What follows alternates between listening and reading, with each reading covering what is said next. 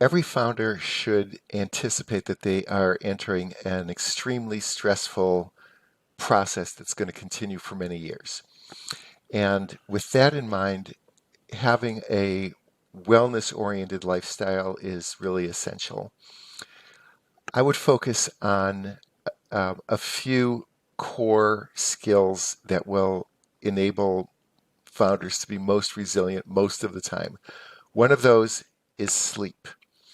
As you know, I'm a psychiatrist, a serial entrepreneur, and a executive coach. And what I tell people, blending all of that knowledge, is that sleep is the single best mood stabilizer that there is. So just prioritize sleep. Don't burn yourself out. Don't work around the clock. The quality of your work is going to fall off after you reach the tipping point.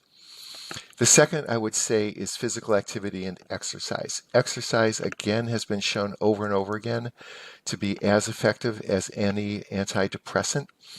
And as compelling as you think it is to keep doing what you're doing and move the ball forward, if you don't make time for having an active lifestyle, you're going to experience fall off in mental sharpness as well as overall energy.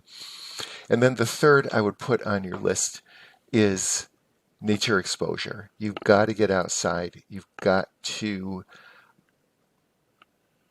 be around green space or blue space pretty much every day. Take a break, walk around the block, look at some trees and shrubs, uh, ride your bike by the beach on your way to wherever you're going, and you'll be doing a lot better. So if you can just incorporate those three elements of a wellness lifestyle, that will go a long way to improving your basic background resilience. What should founders do when they're not working? That's a really important issue to bear in mind, because founders often have a very difficult time not working. There's actually a bunch of researchers that have looked into something called entrepreneurship addiction.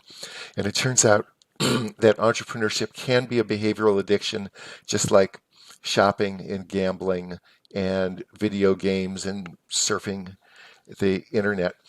So keep in mind that for many people, business building has this kind of addictive pull, and it's very difficult to disconnect from. So one thing is stop working.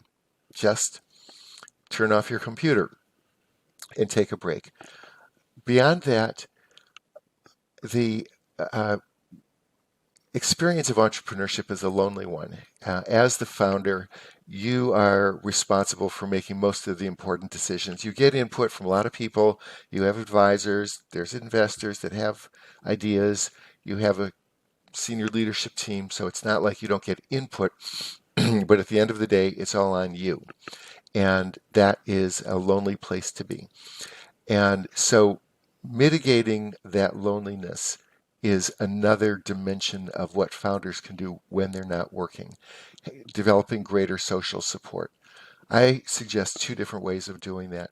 One is to participate in some kind of a network of entrepreneurs. There are a lot of networks out there that you can choose from.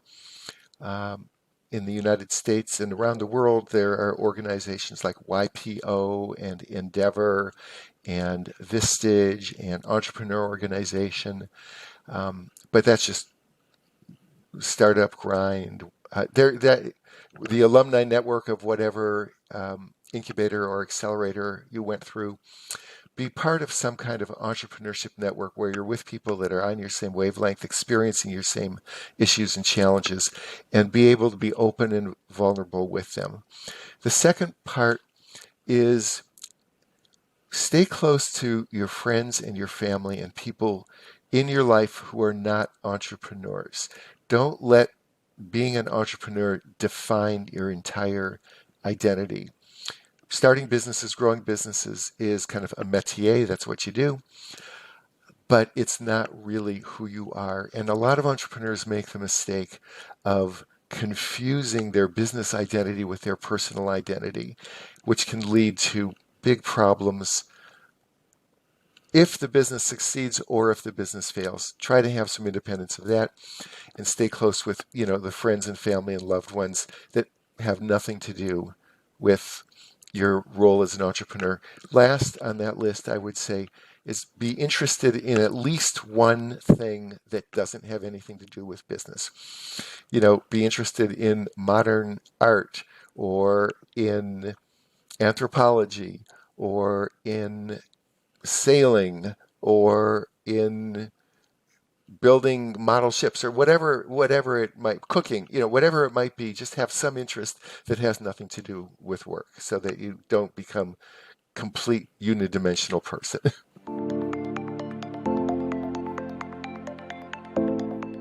It's important for founders to anticipate the shocks that they will encounter as they go down the rocky road of business building. It's an emotional roller coaster for everybody. Even for me, when I get involved in business building, I go on the same roller coaster as everybody else.